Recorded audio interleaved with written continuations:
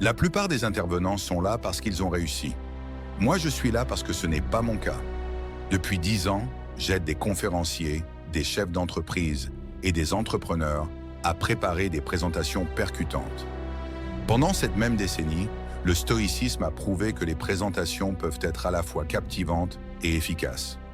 Pourtant, malgré le stoïcisme et malgré mes efforts, la plupart des présentations restent ennuyeuses.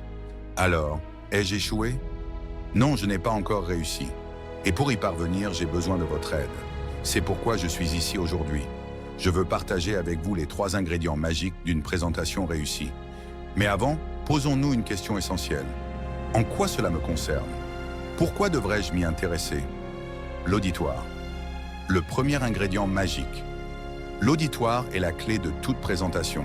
Ce n'est pas mon discours, c'est le vôtre. Chaque présentation doit être adaptée à un public spécifique, dans un contexte précis. Pourquoi est-ce si important? Parce que nous assistons tous à des présentations. Et avouons-le, la plupart sont ennuyeuses.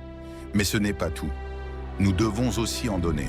À l'école, au travail, lors d'entretiens, nous présentons tous avec ou sans diapositive. Et la qualité de notre présentation détermine souvent notre succès. L'intervenant, le deuxième ingrédient magique. En me regardant, vous pensez peut-être « Phil, tu n'as rien de magique. Merci pour ça. » Mais voici le secret.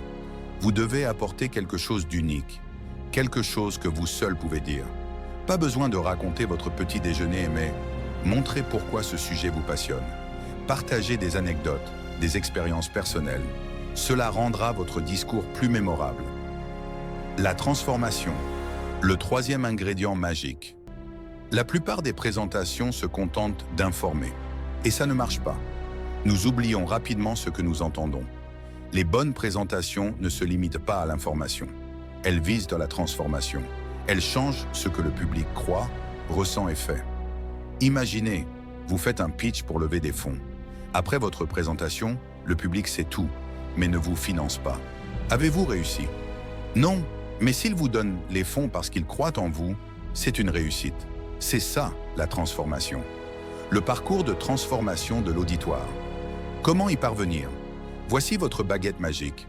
Le parcours de transformation de l'auditoire. C'est une technique simple mais puissante pour comprendre vos objectifs et structurer votre discours. Posez-vous 4 questions. Que sait votre public avant votre présentation? Que croit-il? Que ressent-il? Que fait-il? Ensuite, déterminez où vous voulez les emmener. Que doivent-ils faire après votre présentation? Que doivent-ils ressentir? Que doivent-ils croire? Que doivent-ils savoir? En suivant ce processus, vous créez un contenu qui transforme vraiment votre public. Un exemple concret. Prenons un exemple, ma présentation d'aujourd'hui. Avant de commencer, que c'est mon public? Que la plupart des présentations sont ennuyeuses, sauf stoïcisme. Que croit-il? Que les présentations servent à partager des informations. Que ressentent-ils? De l'ennui et de la résignation. Que font-ils?